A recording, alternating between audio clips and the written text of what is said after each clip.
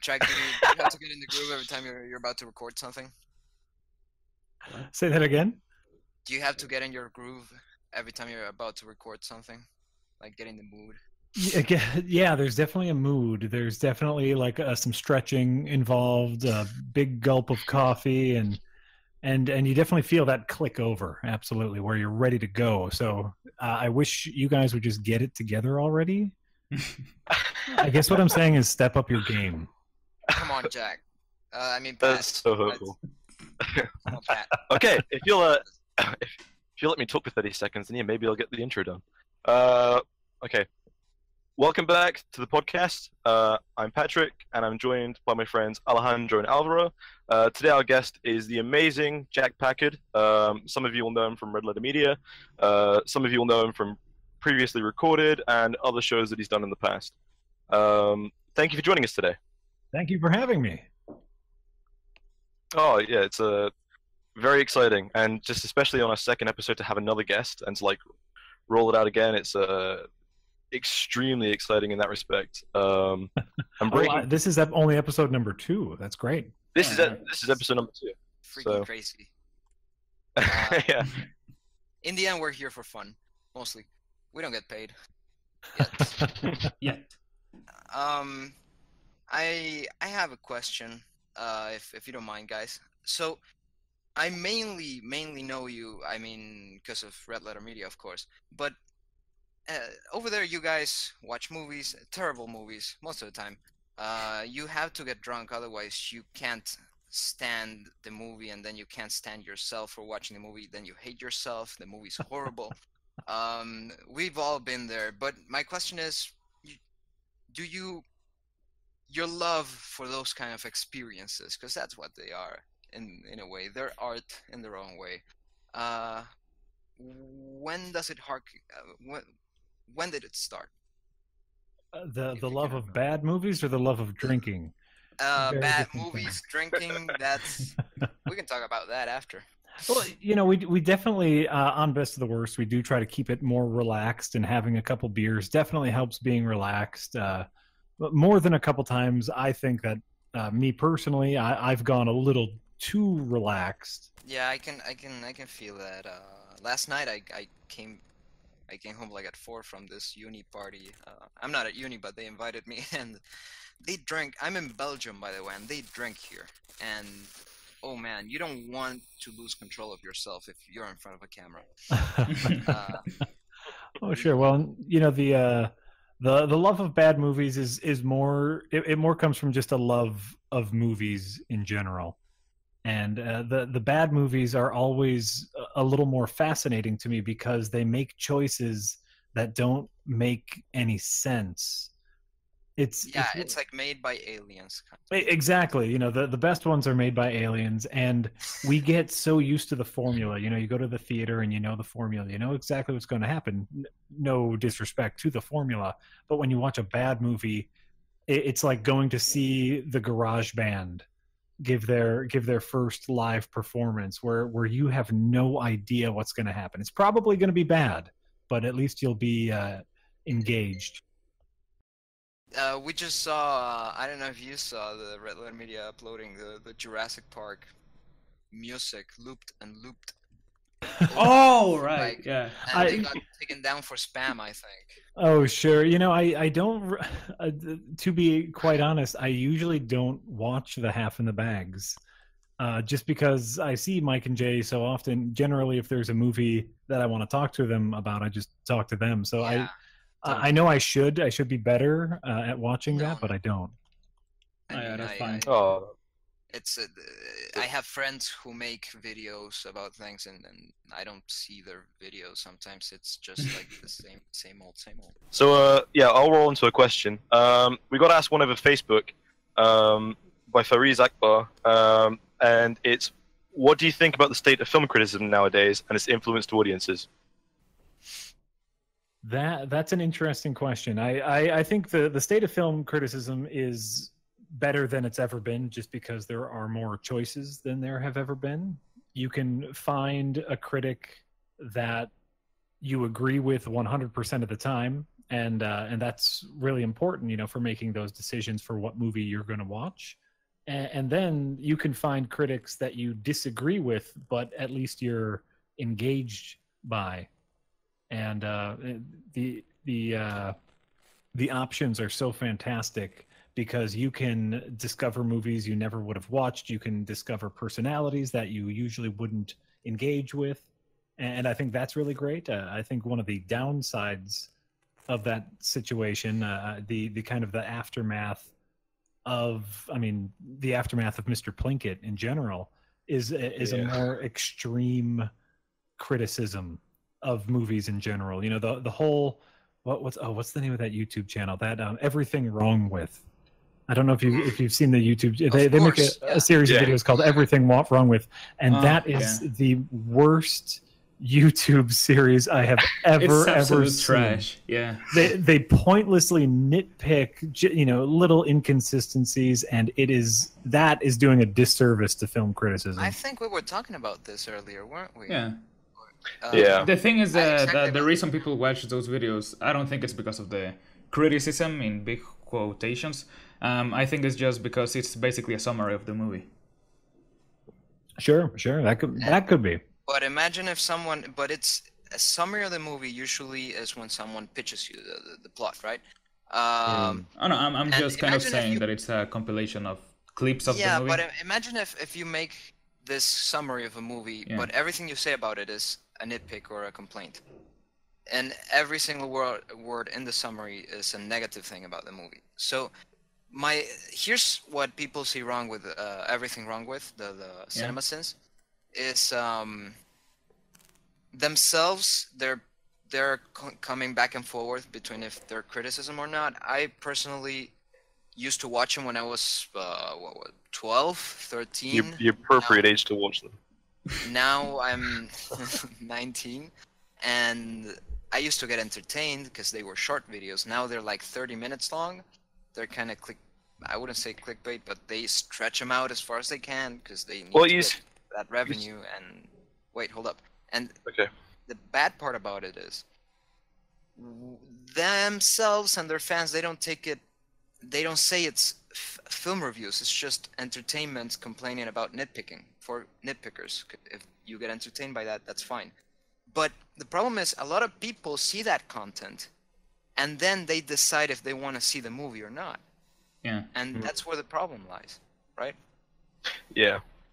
Well, I just wanted to add on top of that quickly. You mentioned that it's not like clickbait or anything like that. Well, that's they were originally viral marketers, and that's how they got into YouTube and that kind of stuff. And so that's how the channel grew so big, because they practiced viral marketing beforehand, and they're pretty much blind to most pop culture and movies and that kind of stuff. Which is interesting in the sense that, you know, with the content that you produce, Jack, and because your main content is distracted from movies, but when you get involved, I believe, like with film criticism, especially in the aftermath of the Plinkett reviews, where it's funny to be like sarcastic, you know, a little bit dry and that kind of stuff. I think there's an element of narcissism to film criticism now, where people pat themselves on the back for making snarky comments, and it's like when you get involved in like a Half in the Bag or something like that, or you do one of your shows or a prereq, like how do you manage to keep it organic and like true without letting the exposure of your fans kind of get to your head, and because I think it's a genuine issue that I think that plagues film criticism and any kind of criticism in general. No, I mean, narcissism in film criticism is as old as criticism itself. There is narcissism in this very thing we're doing right now, where we think that our conversation is going to be entertaining enough to have other people listen to. Like there is ego in everything that we do because we do it in public. So I don't think it's that much of an issue. What we have is people chasing the algorithm. And actually, my day job, I don't work for Red Letter Media. I mean, at all. I do the videos, but my day job is actually viral video creation, viral marketing. I'm a video producer that works with companies to make content for the web, and I've had a few successes and obviously a few failures. But what you have here with CinemaSins, with with every channel that is popular on YouTube is chasing the algorithm. They know that talking about pop culture stuff is going to get them the clicks, and the more extreme emotion or the more extreme corner they can put themselves in, the more clicks that they can get. Whether people like it or not, people are going to watch it because they take a really extreme stance. And so what you'll find is a lot of film critics who are, generally speaking, well learned and knowledgeable, and all of a sudden, that one movie comes along where they completely are very passionate about this one movie, and they have a lot of really solid criticism, and they do a really great job, and that's the video that gets all the views because it takes such a harsh position. Then that creator starts angling all of their content towards that harsh criticism. This is a tale as old as time as the angry video game nerd. Oh, yeah.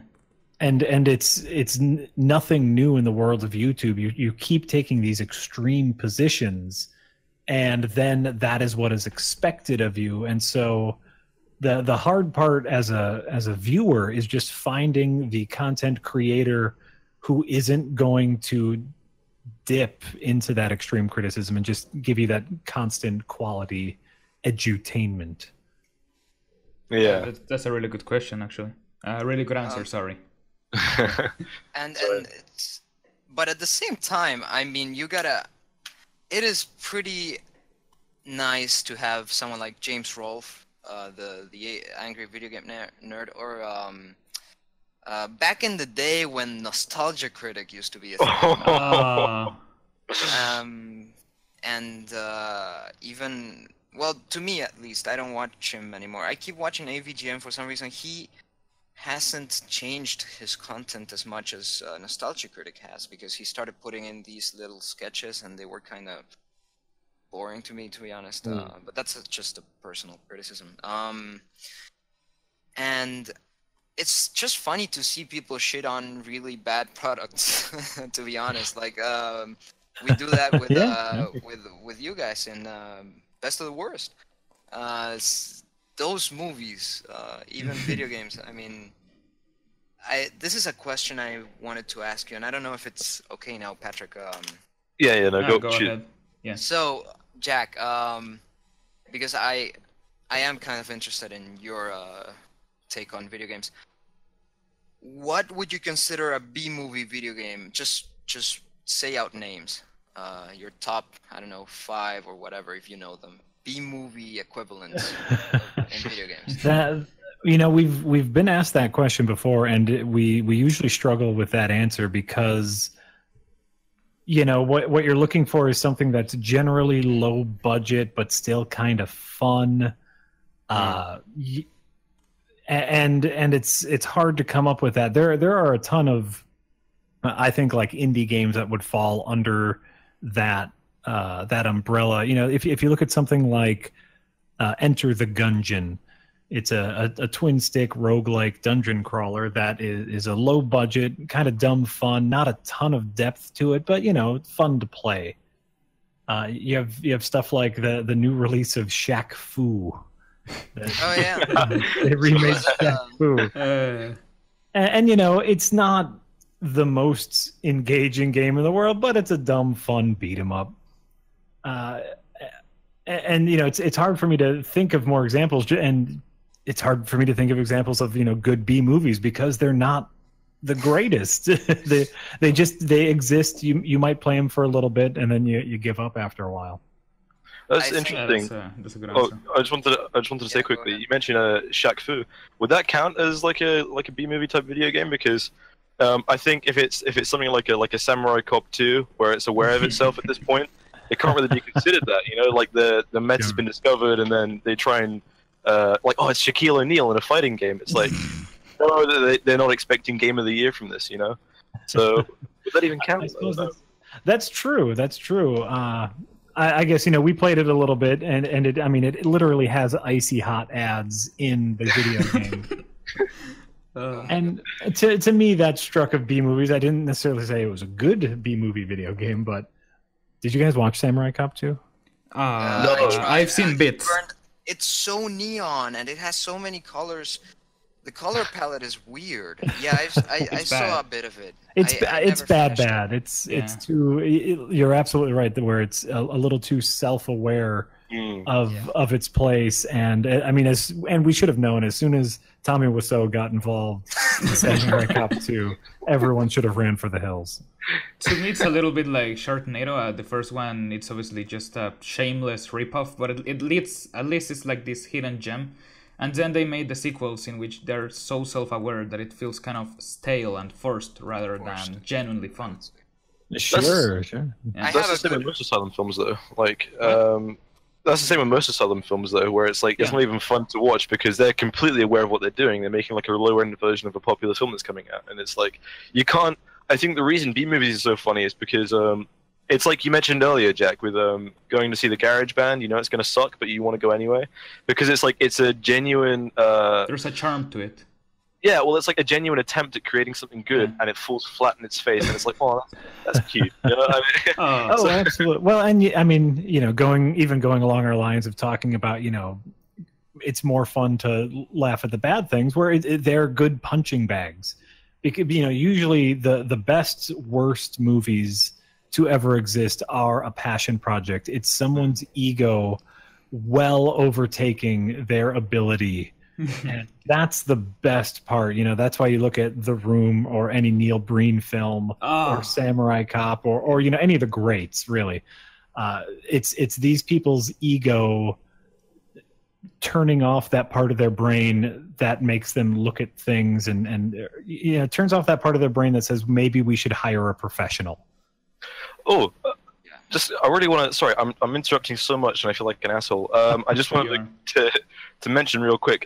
Would you say the same about a Len Kabaczynski movie? To go back to a previous episode. Yeah, I was gonna mention that they're kind of planned, because but I think they still count as B movies. Yeah, I think that's extremely interesting because you talk about it coming from someone's ego. When we talked to Len, I didn't get that much egotism out of him, if you know what I mean. Like he seems to be. He was super nice. So genuine and like absolutely passion, and it's like, would you say that perhaps that egotism still applies or not at all? I think it does. You know, like you have this kind of nebulous concept of ego, and you know, when you say ego and you think of someone who is egotistical, you generally think of them as a prick. But Len is the most genuine, nicest person I have ever met. He's fantastic, and he has a really great sense of humor, especially about himself and about his work. But there is still that part of him that made Curse of the Wolf and said, you know what? This is good enough to charge money for. Yeah, he's the nicest guest we have had, apart from you, of course. He's the only guest we've had apart from Jack. But so no, I mean, you know, Len is doing a lot to better himself as a filmmaker.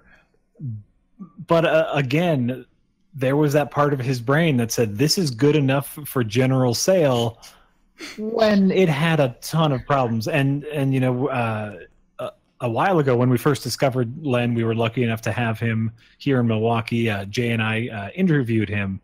And there was something that we talked about during the interview that I think is still true, even of the worst movies we've ever watched, which is someone who creates something, even if it's bad, has all the power over a critic because they made something. You know, we can criticize movies all day, but Len has made, I mean, how many movies has he made now? 10, 12 movies? Yeah, it's crazy. And like you mentioned, as long as Stanley Kubrick.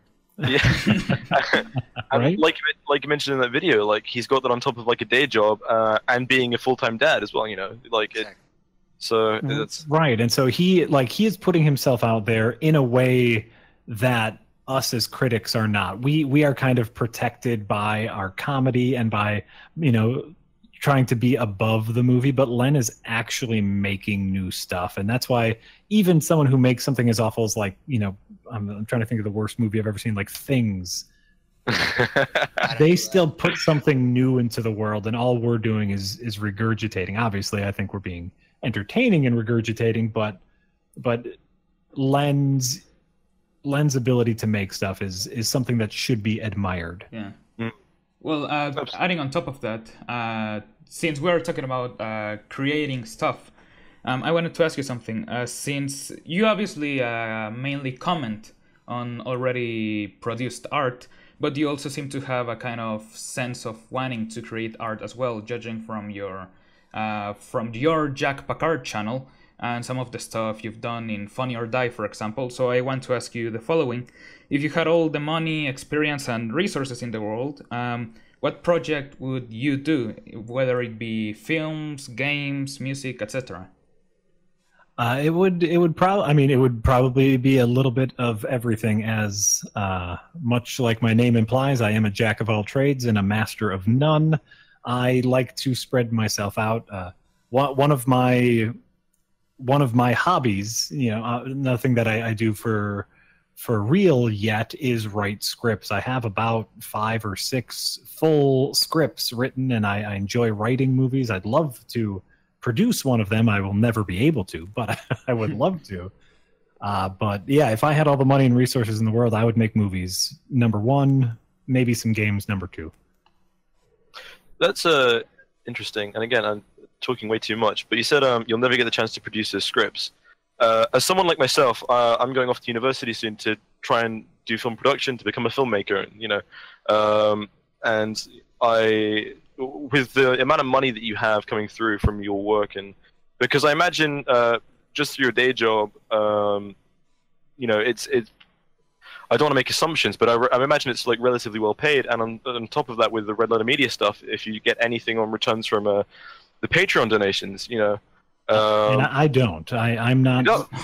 I am not an employee of Red Letter Media. I just show up to hang out with my buddies. I have my day job, and obviously, previously recorded is bringing in a little bit of money.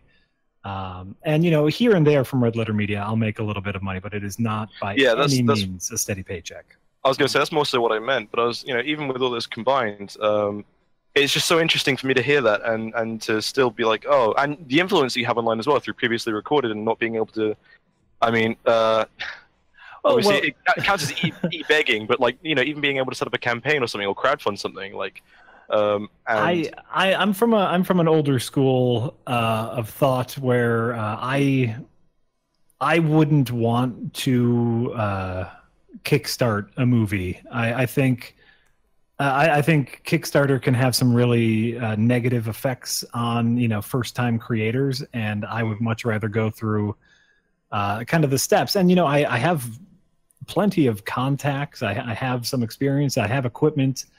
And it's a question of getting on that path. And I've diverged from my filmmaking path so much here, where I make commercial work and I make previously recorded and I do all this other stuff, where getting back on that path to being a filmmaker is still something that I'm trying to do. I just don't think it will ever happen. I have a family, I have bills to pay now. So, but if you're going to school to be a filmmaker, that's a path that you need to stick to rigidly. And you make 5-minute shorts, and then you get good at that, and then you start making 20-minute shorts and you get really good at that, and then maybe you can get a position on a big production movie, and then maybe you work your way up and up and up.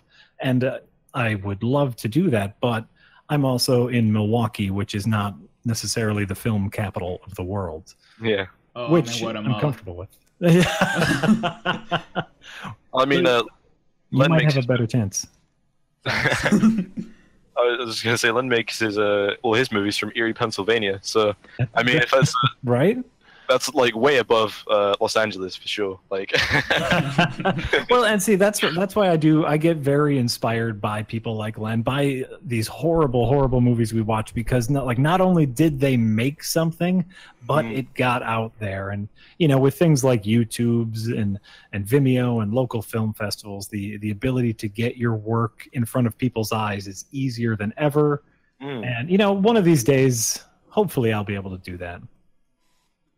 I have a question related to film influence, because you said you love film, and I believe you, and I also believe you must love video games. And my question goes more into the film influence on video games, and I wanted to ask you, can you think particularly of any favorite games or franchise that you feel are really cinematic and thus in the good way? Because I remember like 5 years ago or 10 years ago, we were complaining about how video games were going really cinematic and annoying with lens flares and linearity. But I'm asking you in the positive sense, something like Metal Gear Solid, or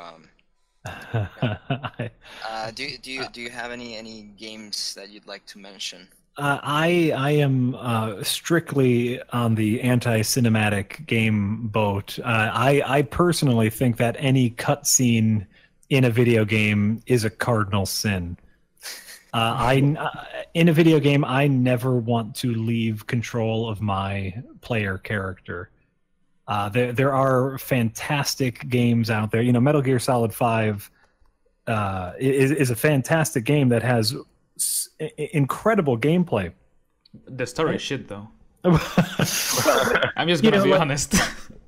Like from a gameplay perspective, and from a gameplay perspective, something like Metal Gear Solid 5 does this amazing job of letting you do whatever you want to do, and it gives you so much control as a player, and then just takes that control away for 20-minute chunks to give you a bullshit anime story. No, hey, anime is good. The problem is that the story is so disjointed from the gameplay. The cutscenes feel so disjointed from what you're actually playing too. Absolutely, but I totally agree. But like there are games that have these incredibly immersive worlds, and they do so without shoving it down your throat. If you think about one of my favorite games to come out in the past few years is a game called Bloodborne, and it has this wonderful goopy horror Lovecraftian world, and they never tell you why the world looks like it does, and they never tell you why the monsters are there. They just let you kind of absorb the world through gameplay. And that's the kind of cinematic experience that I love. Is when I watch a movie, I don't want someone to look into camera and say that monster came here because of this reason, and now we have to go fight that monster. I just want I want the cinematography to take care of that for me. Yeah. It's funny.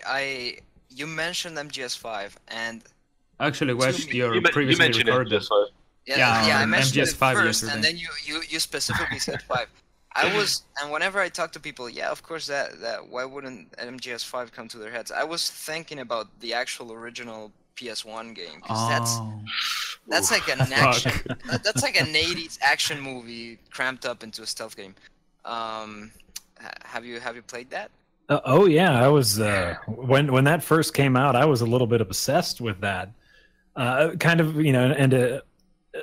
Whether you're talking about Metal Gear Solid or Metal Gear Solid 5, it's kind of the same boat, which is fantastic gameplay and batshit insane story. And Metal Gear Solid, Metal Gear Solid 5, they're all it's all in the same Kojima boat as far as I'm concerned. But yeah, Metal Gear Solid was great. As far as I'm concerned, yeah, go ahead. I was going to say, as far as I'm concerned, Metal Gear Solid 2 and Deus Ex are the greatest video games to ever be released. They're also the greatest novels to ever be released as well. Just with the dialogue and how long it is. Anyways, talking about the relation between games and movies, I was meaning to ask all of you guys, by the way, since Patryk, you and Alvaro were talking about Hitman and how it could work as a movie, I wanted to ask you, also you, Jack, of course, what are some games or any game you think would work as a movie better than it already does a game? If there is any. Jack, can you go first, because I need to think about this. Well, there already are there a couple Hitman movies already? Yeesh. Oh yeah, but they're not movies. They're commercials. That's like. I mean, you can make a good movie out of anything. Is generally the rule of thumb, but what Hollywood hasn't figured out yet is how to take the property and shift it to movie while still maintaining that audience engagement. And I have an answer. Will people care?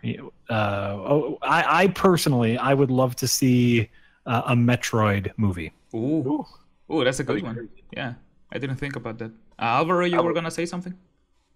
No, yeah, I think I have the answer for a great video game movie. All right. Okay. John Wick 2 Oh, is an amazing video game movie. well, yeah, I guess. Without any actual video game branding. I think. Have you seen it, Jack? I haven't seen John Wick 2 yet. No, I've heard amazing things. Have you seen the first one though? Yeah, I've seen the first one, though. I watch so many movies that it has gotten a little bit blurred in my brain, and I oftentimes end up confusing it a lot with Dread. I think, even though they're two very different movies. Another really good video game movie. We're not going to quit. Yeah, we're not so gonna quiz you about this as well. so a small summary of the second one. Imagine the first one just increasing the action a shitload to the point in which it's amazing what they do. That sounds great. It's a kung fu movie disguised as a shooting movie, and it's fantastic. He hits you with a gun. Well, and I think there are a ton of there are movies that can, or there's certain genres that should be made from video game movies, but no one wants to make those genres. Where why do they turn Assassin's Creed into a sci-fi drama? Yeah. The games did that, and it was already a mistake there. Oh, sure, but I mean, the game's that was part of the story of the game, but that's not what we care about as a movie-going audience. For sure. That's that is the point. They take out because they take out the story, cinematic, things that are to the side. People who don't really understand what the games are about, what the art of gaming is about, I think. The fact that it's all about challenges and going through them and weakness and learning from mistakes. Edge from Tomorrow is another great video. I felt like I was watching a video game because the guy kept dying and just pressing restart. Now you're talking. Yeah, Edge of Tomorrow is a woefully underappreciated movie. Oh, definitely. Fantastic. Yeah. Well, it's interesting because there is you're talking about Assassin's Creed and taking out some stuff where it's I believe that there are certain stories that can only be told in films, certain stories that can only be told in video games, and certain stories that can only be told in books and comic books. Some things just don't translate well onto the screen. I'm so skeptical right now, and I'm not sure how you're feeling about this, Jack, about the Metal Gear Solid movie that's coming out now. What? And there's a Metal Gear Solid movie. It's done by I think, is it done by Jordan Vogt Roberts? The same guy as Kong Skull Island. Oh fuck. Yeah. Really? Yeah, really. And I'm so cynical about it right now or not cynical, Skeptical. skeptical, there we go. Yeah, I mean, I speak English natively and I can't say a word right. But yeah, I'm so skeptical about that coming out right now, especially hearing that it's going to jump between timelines like Big Boss and Solid Snake and that kind of stuff. Ew. And it's the base concept of having clone soldiers and a clone army, well, not clone army, but for a clone army, which turn out to be 3 super soldiers and spies and big Japanese robots. These are the kinds of things that can only really work within the boundaries of a console or a PC, and can only really work in mind of Hideo Kojima. It just managed to make it work, in my opinion. Well, I mean, a good side of making a movie about that is, for example, in the games, or well, at least the 5th one that I began playing a few weeks ago. I just skip all the cutscenes. I honestly don't give a shit about the story because I don't know much. Yeah, I do, because I don't know much about it. I don't remember most things from the previous games, so I just skip all of them because it's way too confusing for me at the moment. So a movie for me would be a perfect compilation of the story overall. Yeah, well, it really depends on what you're adapting. You have a whole other issue here, which is that of pacing. Exactly. Metal Gear Solid 5, the story gets slowly doled out over 40, 50 hours of gameplay. Yeah. And so now you want to try to compress even a fraction of that into It is a 90 minutes. Unrelenting pacing. Yeah. I mean, in the bad way. As in, yeah. It is violent to your psyche. Violent in a good way would be Mad Max Fury Road. Yeah. Yeah. Yeah. That's a great. That's kind of a video game movie as well, just a driving game, you know. Oh shit. Jack, what do you think about Mad Max Fury Road? Because to me, it's an absolute masterpiece. A goddamn perfect movie, absolutely. Thank you. Thank you. Thank you. George Miller, how old was he when he made it? Isn't Right, he in early he was 70s? 112, and you know, it's really just to get funding for Happy Feet 3, right? The man, I mean, the man is like this really. He's closer to death than he was. Let me look up his age. George. And he's like, yo, what's up, Hollywood? I've seen you've been fucking up for the past 20 years. Let me show you. And holy crap, it's so good. I looked up George Miller age. It says 25 years old. I was fucking surprised. But no, it's Joji. That's Joji from Filthy Frank. Fuck. George Miller. Another. Miller. What I think is interesting is you say that like Martin Scorsese should have died in like World War II, but like he's that old now and he's still like had a fantastic career just even in old age. You know, I mean stuff like The Wolf of Wall Street coming out, and it's just I've not seen The Irishman yet, but I really want to, and I don't think there is a single Scorsese movie I've watched, old or new, that I've disliked in that respect. So much in that respect, like George Miller, it's like people like Scorsese. Maybe it's just all. He's done B movies. Scorsese. That was terrible. Roger Corman, don't you? Yeah. Okay, he's done B movies for him. Oh. That's how he started out in the industry. I haven't seen them, but I'm sure they're beautiful. I didn't even know that. They would be the most beautiful New England type movies with the Boston accent. I can picture it in my head. Have you guys seen the trailer for the Predator? What? Oh, the reboot. No, it's not a reboot. It's, you know who directs it? No. Have you seen it, Jack? I have not seen the trailer only because I know I'm gonna go see the movie. Okay, I got spoiled. Don't watch it, guys, because it spoils like 75% of the beats. So I Wait, don't really? think it will. The new Predator movie, which is being directed and I want to say also written by Shane Black. There you go, Shane Black. And so you know. It's going to be fantastic whether you know the beats or not. Shane Black can do no wrong as far as I'm concerned. Oh, I wasn't gonna watch it because I just thought, oh, it's another shitty Hollywood remake. But knowing that Shane Black is directing it, then yeah, I'm gonna watch it now. So he wrote the first one, if I'm not mistaken. So I'm sure he's gonna be. First of all, he loves everything he does. He puts love into it, and you can see that. Have you guys seen The Nice Guys? Yeah. Yes. Oh my god, I love that movie so much. Great movie. It's Ryan Gosling being able to act. Yes.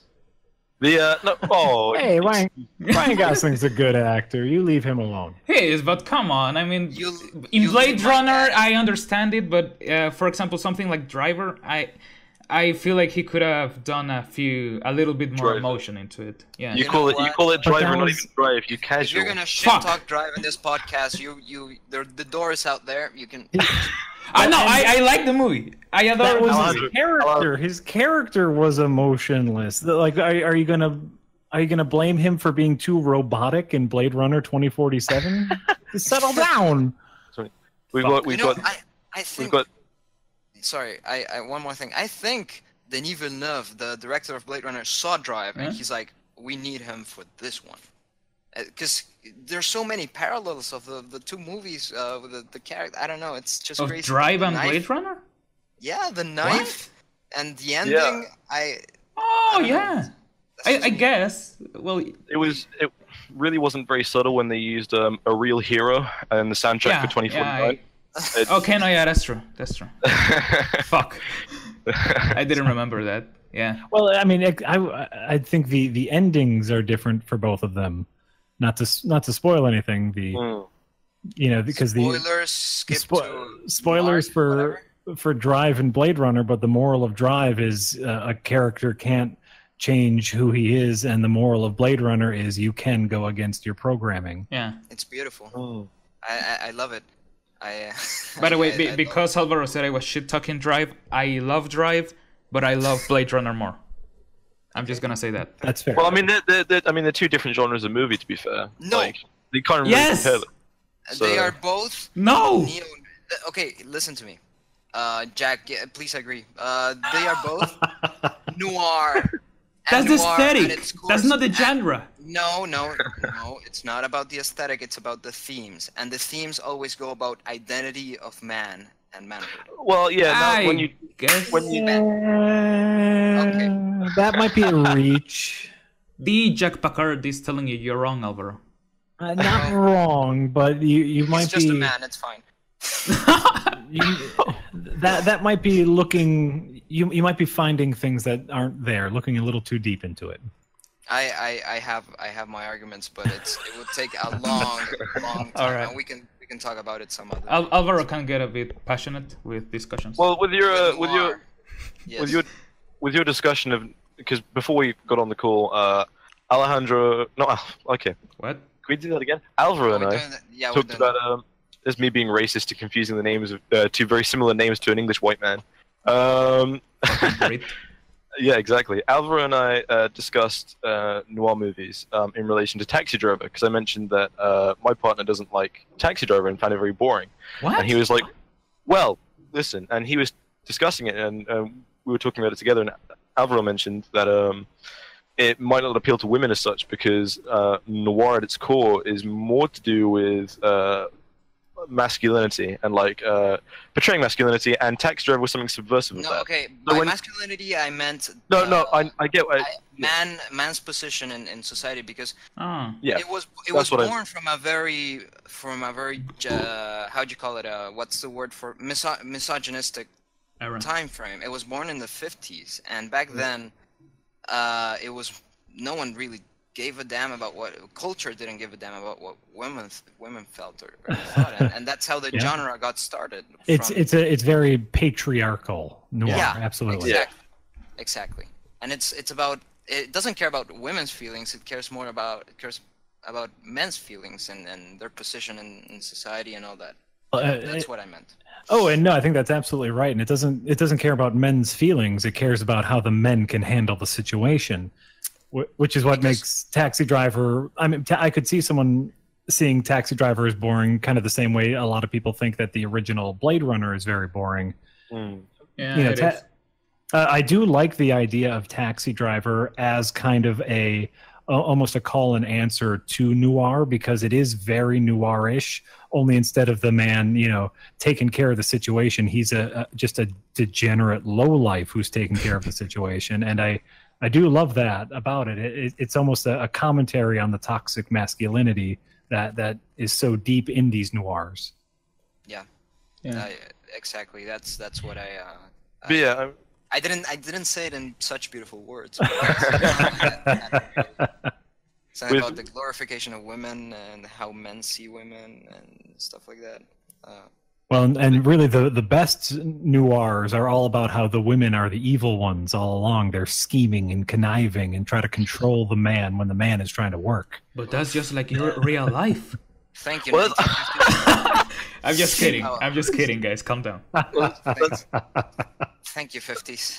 that's interesting, because could you look at that from like almost like a religious perspective when you talk about that? And because we had to discuss this in college a lot, especially with Hitchcock films, or let me say that again, Hitchcock films, and we went over the restaurant scene and what that meant alone, and we came to some conclusions that obviously the color scheme for that predominantly is red, and Vertigo?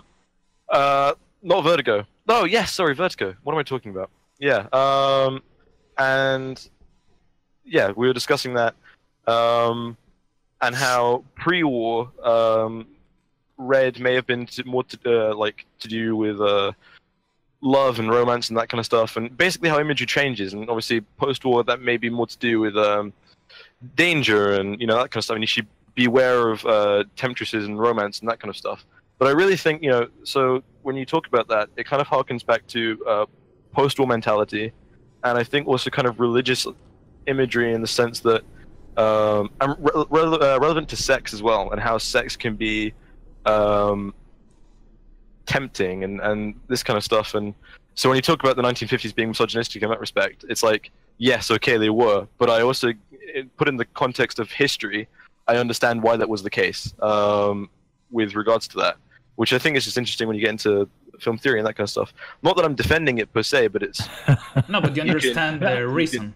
You're all making really sure that you are not defending. Let's just make sure we don't offend anyone. I mean, I guess if what you're saying is the 50s were misogynistic, but not quite as misogynistic as all the rest of time, I think that's kind of a moot point, yeah. Which is just dudes have always been in charge, and dudes were also in charge in the 50s.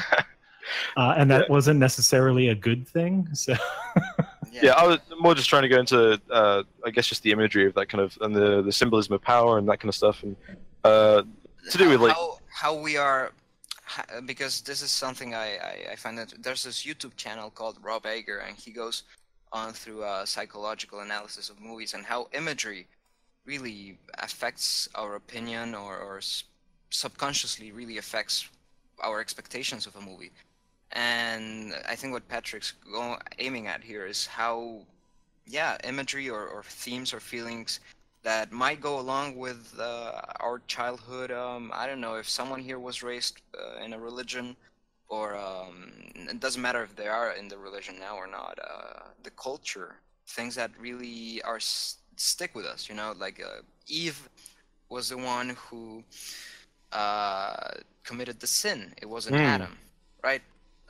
Really things like that point out how society subconsciously might look at certain things. Yeah. Well, I mean, I don't know how deep we want to go on this podcast about movies. But I mean, it's everywhere, and I think it's actually less subconscious than you're giving it credit for. You know, you just look at wedding vows. You know, a woman is supposed to obey and honor and follow, and a man is just supposed to love in return. It's everywhere. It's deep seated. It's what's that term for, like, entrenched? Indoctrinated. Indoctrinate. Oh, sure. It's everywhere. It's so pervasive that we don't even see it as misogynistic anymore. It's everywhere. It's stuck in the culture, like history. I mean, it's a consequence of it's so pervasive that here you are, three dudes talking to me, a dude, about how dudes are bad. Yeah, like exactly. And well, at least it's good to recognize that. And moving on to more movie subjects, Patrick, do you have a question from the Facebook? Yeah, actually, Alex Halliday asked the most deep and philosophically tasking question. Oh. It was again? Yes. Yes. This is aimed at you, Jack. Does he have an explanation for the poo poo pee pee video, and does he plan on releasing more solo content? Please say yes. I love it. So I have children. Yeah. Yes. And a few years ago, while you know, as you may well know, children get potty trained, and so while we were going through that, I started to sing this really dumb song, and I thought it was goofy, so I made a goofy video about this really dumb song that I was singing, and that's it. There's no greater explanation. I just thought it was silly, so I made a video about it. I made a song and a video about it. So really, with Poo Poo Pee Pee, we can discuss the deep running themes of fatherhood and passing on your information to the next generation. I think that it's all about empowering the children to know that it's a natural cycle. Yeah, absolutely. Okay. Beautiful. Do you have a single fact to back that up? Number one, in 1945. Well, as far as solo content, I'm working on. I'm in the stages of working on something that possibly might turn into something, but that happens very often. Most of the projects that I work on, just for me, end up never being made because I get bored and move on. But I'm working on something right now that I'm I'm very happy with, and hopefully I can turn into something fun. But I don't want to talk about any specifics in No, of case course. I don't do it.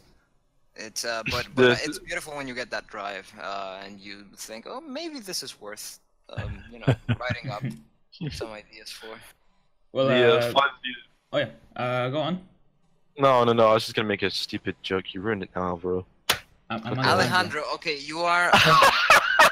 Okay, Fuck. I would like to explain that I've had a drink before doing this podcast, so I'm gonna mix this up. I'm sorry, Alejandro. Drinking on. I've known you guys for 2 hours now, and it's just I'm sorry. I'm gonna get names wrong. Okay. Yeah. Whatever you were gonna say, Alejandro. You ruined my dumb joke. Fuck. All right. Well, a question I have. Because everyone asks, what people inspired you, or what artists inspired you, or that sort of thing. My question instead is any experiences or moments in your life that kind of motivated you or inspired you even to do what you do today. In this case, being a comment on stuff. The thing that has always motivated me is just entertaining other people, and I was really fortunate when I was younger. It was me and my cousin.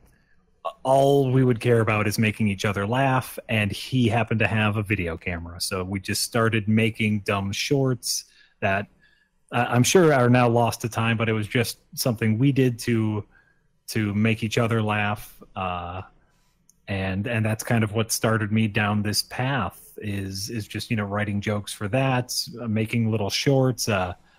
We made a short movie ages ago, and that kind of steamrolled into the whole Funny or Die thing, where we were just making dumb videos and putting them on the internet, and Funny or Die found them, and then we were hired by them to make even more videos, and it's all just been about trying to be as dumb as I possibly can. Oh, that's lovely. But that's exactly how you should do it. I think you can look back at someone like Kevin Smith. Clerks is one of those movies that made something click in my head, where it was clearly not a movie made professionally. Yet I was still able to watch it on my TV in Milwaukee, and so there was just this movie. I can do this. I can make dumb things and have people enjoy them and have it be mine. And so it's the same with what I do now with Best of the Worst and with Mike and Jay. Is we just met because we both made videos and we made each other laugh, and then that's it. And we would get together all the time and have bad movie nights and just watch bad movies and entertain each other. And quite fortunately, Mike and Jay said, hey, we should really film this because it's entertaining enough to entertain other people, and so on and so forth. That's you mentioned Clerks and how it came out, and it was this really small thing, but reaching out to a lot of people. And playing on TV, I mean, nowadays everything can play on TV. But back then, what year was it, Clerks? Do you remember? Oh God, I'm showing my age. Right? No, because it's what I'm saying is, internet was not what it is. It wasn't Internet 2.0. It's not what it is today. Right, yeah. All kinds of places and ways, right? Clerks was 94. 94. And so being able to go to Blockbuster at the time and see Clerks, this black and white movie just about people talking, was absolutely amazing. Yeah. Do you think there can be something like that done today, like this?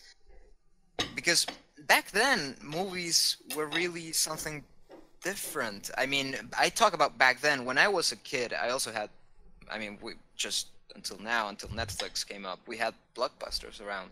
And in Uruguay, when I was a kid, I didn't have the best internet. I didn't have the best cable. I would go for VHS tapes and DVDs.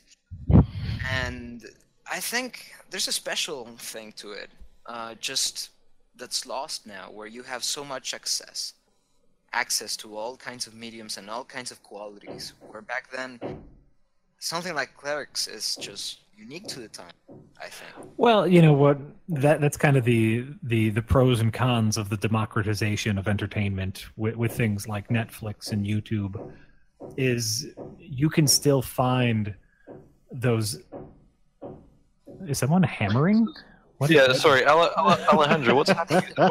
Is someone clubbing you to death? I don't understand. Oh, I think it's in the neighboring apartment. Let me see if I can turn on the push to talk. I know. I was just concerned for your safety. No, don't worry. My father is not home I don't right think now. they like the podcast. Yeah, We're being a little too rambunctious. Yeah, no, don't worry. My father is not home right now. Okay. he's not gonna hit you for making noise. It's fine. Yeah, this is the quality of the podcast, by the way, Jack. Is that it's such good microphone quality Perfect. that you can hear someone hammering next door. I think that's the mark of quality. Exactly. But anyway, back on the whole thing is, you know, like we won't have one instance of Clerks anymore where this weird indie thing, you know, breaks into movie theaters. What we will have is 1,000 other cases of Clerks on a much smaller scale. Yeah, and that's kind of okay. It's good for the distribution and those filmmakers, and maybe one day I'll be one myself. It's Ooh. good. And I'd even argue that it is good for us as an audience, because there's no longer a barrier for us to see unusual art. You know, there's no longer, you know, because, you know, Clerks, the only reason that Clerks made it that far is because, you know, some millionaire somewhere thought they could make money off of it, right? Some millionaire whose job it was to find movies and distribute them says, I can make money off of Clerks. And now we don't need that anymore. Now we can have kids making art, uploading them to YouTube, and us just enjoying it. I think it's good for everyone. Well, it's interesting. As like Max Landis, whatever your opinion on Max Landis is, he made a good point on a conversation with Max Landis, and he said that it's easier and easier now for people to get your content out there, harder for you to get noticed. And they were discussing a film which had released on Netflix not long before the release of that episode, and they said that it was a really fantastic movie and it should have been a breakout film. They got it out there, but no one saw it because there's just this. It's positive in one respect, but there is this oversaturation of entertainment, which kind of prevented that movie from being seen, and from that director moving on to better things. Well, That's and what you I know, meant with Clerks, yeah. I think there's a shifting paradigm as to what people think of as moving on to better things, and I know, you know, for established Hollywood filmmakers, Netflix and, you know, Amazon and Hulu originals are still seen in a negative light. And so, you know, like that director who, you know, made a really good movie on Netflix is probably still making stuff, is probably made another Netflix original movie. Yeah. But, you know, because they didn't move on to make the next Marvel movie, people are calling that a failure. And from my humble opinion, they're still making stuff, hopefully. I don't know what movie they're talking about necessarily, but I can't remember this. I just remember the quote and thinking. I didn't think about it the way you did, because that's what I meant with Clerks. Yeah, you won't get as much appreciation for this one individual movie like Clerks. But the good thing is you'll still be making films on the job, hopefully. And there is a saturation of Netflix originals. At the beginning, one remembers how a Netflix original would be something really interesting, and like I remember Beasts of No Nation coming out in Netflix by the director who did all the episodes for True Detective Season 1, and it was an amazing movie about child soldiers. And the thing is, now there's so many Netflix originals that you get something like Bright from the same Suicide Squad with Will Smith, and oh my god, I mean, Netflix originals just don't just mean they're just financed by them, and that's it. And then it's a good thing they give them freedom creatively, I guess, because otherwise I don't know what it is. But that movie is not good.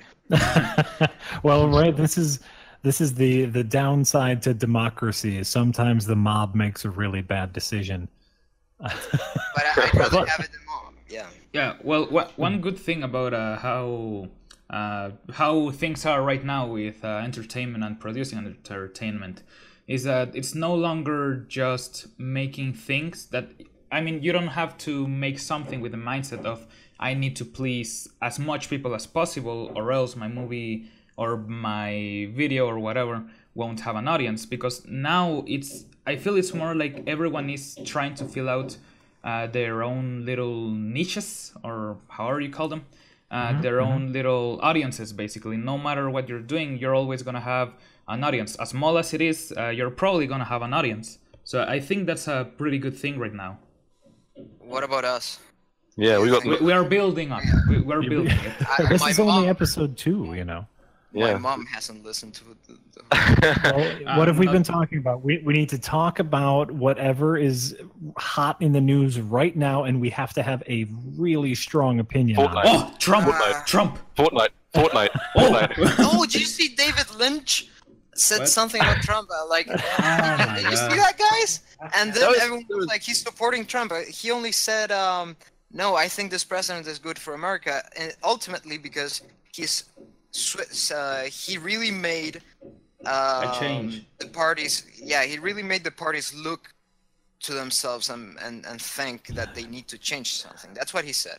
Okay, so Yeah, that's great. So now you've gone on to a controversial subject matter. So now what you have to do is use SEO, search engine optimization, to make sure that you tag this episode with the hashtag David Lynch Trump MAGA, and then people will click on. You know, there's this whole other side to the business where you.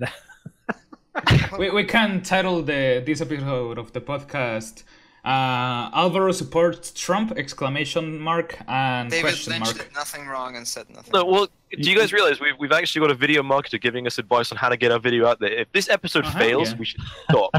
Well, so yeah. So what you need to do now is you know have a great clickbaity title like "Epic Takedown of David Lynch's Trump Stance." Oh, can we do that, Patrick? No! Patrick. I mean, no one knows us. We can do that. Of course. We don't have a reputation. Oh my God, David Lynch versus Trump gone sexual. Well, and you know, I guess that's bringing it back around to the whole Netflix situation. This is the pros and the cons of the algorithm that Netflix uses, because they do. Netflix no longer has like a human producer. I mean, they obviously still do, but they rely on their data. They say our customers are watching X, Y, and Z. Oh. If we can find products that fill the X, Y, and Z box, we will give it money. And the good side of that is we get things like Stranger Things and Dark and amazing documentaries. And the bad side of that is they give Adam Sandler 8 movies, Fuller House, and a million other projects which I'm never going to watch, but 20% of Netflix's user base love, and that's all they need to worry about pleasing is 20% here, 20% there, 20% there. And so It's just like Metal there's a Gear good and a Solid. bad. It's just like Metal Gear Solid. There's a good and a bad side to this. Have you seen? Can we? Oh, I was just gonna say quickly. Can I have just one last question? No. Write it down. Okay. Go Okay, ahead. we need to No. Go for it. Jack, have you played Deus Ex? I've played about 2 hours of it and wasn't necessarily into it. Okay, Is this the original or the?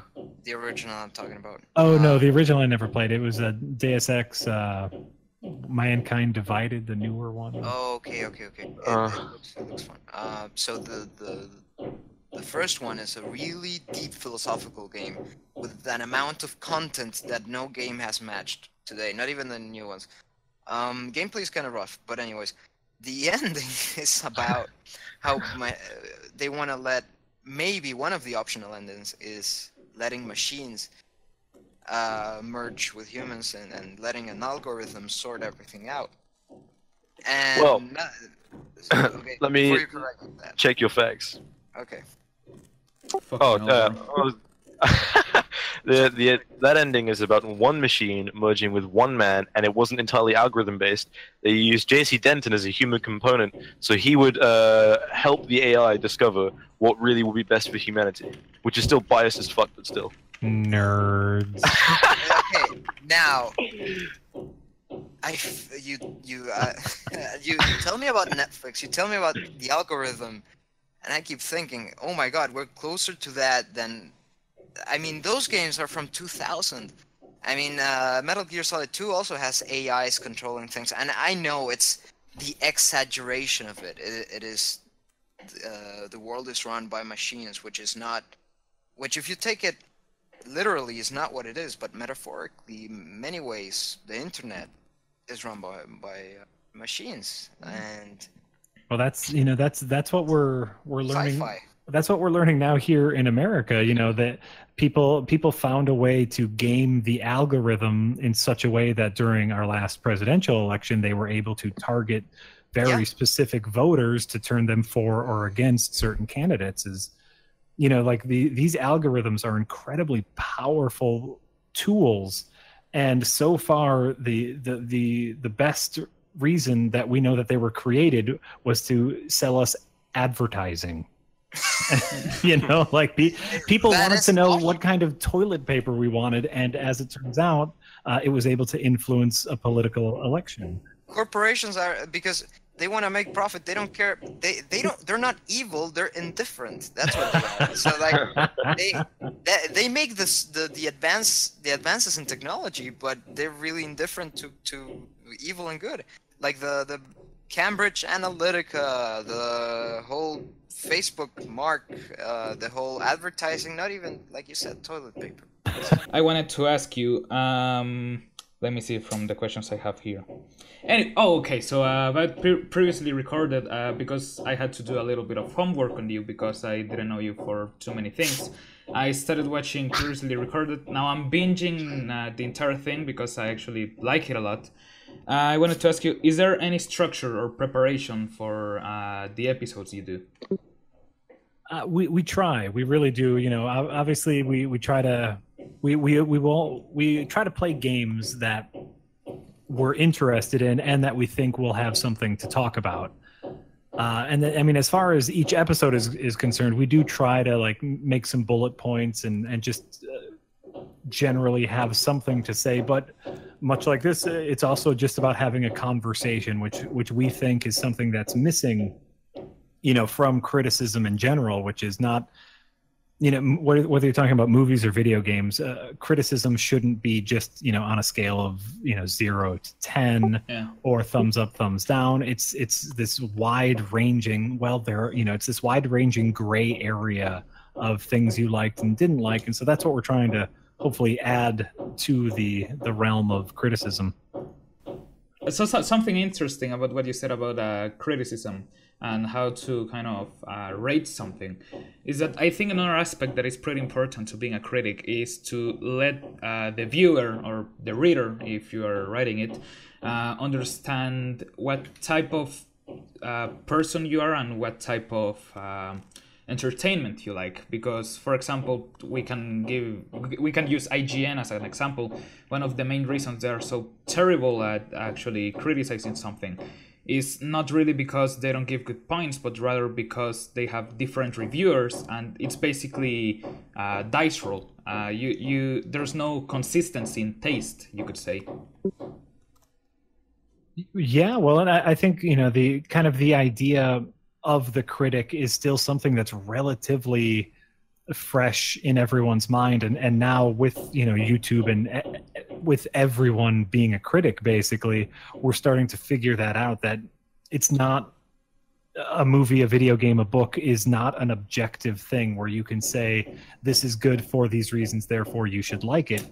You need to find that critic that you think closely most closely matches your thoughts, and that's the critic that you should listen to. Not everyone's going to agree with everyone else, as I know personally because of the comment section of previously recorded. Yeah, we could use Armand White as an example. I mean, I think most people are gonna agree that Armand White is probably not suited for most people, I guess. But Armand White? You don't know who White is my Armand dad. White is? I don't know who Armand White is. I'm sorry. Okay, so a little bit of context. Armand White is basically a pretty infamous reviewer, movie reviewer, who basically, I'm gonna give you an example. He gave Jack and Jill, I think he gave it a perfect 10. And he also loves Batman vs Superman. Says it's a masterpiece. That it's, I think he compared it to Kubrick's work. And basically any movie that most people are liking or adore, he's gonna trash it. So he's basically the peak contrarian. But Well, yeah, I mean, Yeah, a lot of but people, if a lot he- of people think it's an act. That, yeah, that it's, it it's probably a fun is. It plot. probably is. I would do the same probably because it sounds pretty fun. But if he has an audience and if he has people that agree with him, then yeah, I mean he's a great Okay. critic for them. Can I read a quote from his Jack and Jill review? Yeah, go ahead. When Jack's WASP assistant boasts that he's almost Jewish because I'm an atheist, Jack looks nonplussed, yet Sandler isn't. His comic introspection has a moral core. Appreciation of roots and background is what gives the film's overlong but uproarious Al Pacino subplot its basis. It's both crazily romantic and professional salute. And a professional salute. Yeah, that's Oof. a gag. That is definitely a gag. Yeah, definitely. Absolutely. That is someone who is writing reviews under like as a character. Yeah. Yeah. And I love it. I'm now this person's biggest fan.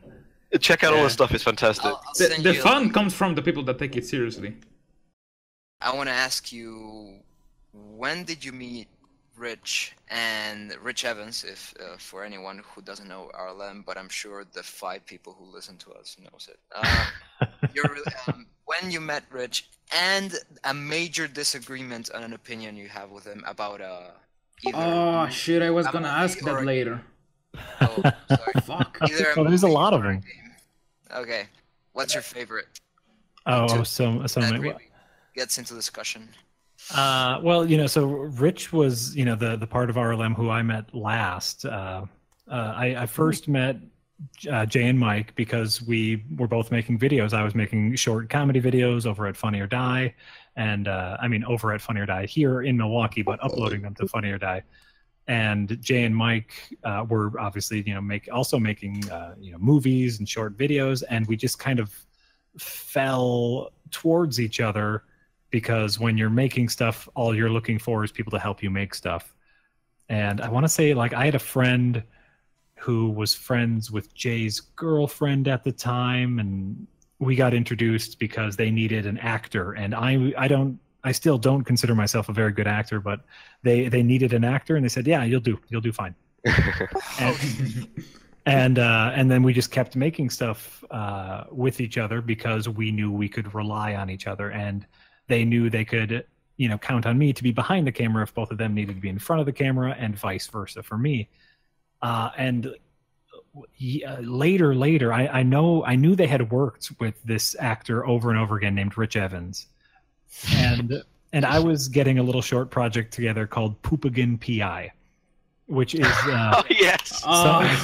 which is something that I'm absurdly proud of. But I kept thinking that friend of yours, Rich Evans, would be great in Poopagan as the cranky senior detective. And they said, "Oh yeah, no problem, we'll make it happen." And I had assumed that Rich lived in town. I hadn't seen him, but they made so many things with Rich. I had assumed he lived in town. Doesn't? Well, at the time, he lived down in Chicago. Oh, Oh, Wow. holy shit! And he was willing to take the train up just to be in my dumb video. And I didn't find that out until years later because eventually he did move up here. Oh, that's a lot of determination. and Mike bullies him on camera? No, that's not Yes. acceptable. Mike, Well, Mike, Well, I mean, Rich mispronounces things a lot, so. I have what about that disagreement that you have? Oh, okay, yes. I mean, there's Okay, plenty, I imagine. there's and I'm just trying to think of the most exaggerated one. I know in general, like I love the superhero movies. I love all of the Marvel movies. I guess our biggest one recently is I really liked The Last Jedi. Oh shit. And Rich, and Mike and Jay, they didn't care for it, and I thought it was really fantastic. Yep. But we're adults, and so we don't fight about that all the time. But have you seen Star Wars? Yeah, I mean, the review's funny, but I couldn't find myself agreeing with them, just because I had such a good experience in the cinema. Yeah, I actually disliked it. Hmm? I actually disliked it. Yeah, there's a lot of people who did. Yeah, there's a lot of people who disliked it, It's and very divided. It's not something I necessarily understand, just because obviously I enjoyed it. Yeah, and so we're different people. We have disagreements all the time. Yeah. Rich, as far as video games are concerned, Rich really likes kind of slow, methodical, think ahead 10 steps kind of games, like strategy games, and I'm more of an arcadey gamer. And so I always want to play a game that's a fighting game or something where you're running around and doing goofy things, and Rich wants to play the slow, methodical games, and so just a ton of little disagreements here and there. Well, I think we can agree that it's a wonderful thing to have had you on today, Jack. Leading on from that. Yeah. So, and we're just so honored to have had you on the show. And it, once again, my opinion of you is just elevated because it's such a good sign of character to break down that barrier between fan and creator and have replied to the tweet. And so, yeah, we're very lucky to have had you on today. And so sorry that it went on for so long. No worries. Thank you for having me. I thought this was a lovely, although very strange conversation. That's how we like it. That's the biggest compliment. Thank you very much.